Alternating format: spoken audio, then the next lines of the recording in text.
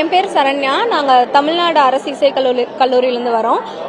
வாராந்திர விழாக்காக கூப்பிட்டுருந்தாங்க. பரதநாட்டியத்துறை மற்றும் இசைத்துறையிலேருந்து நாங்கள் பங்கேற்றிருக்கோம்.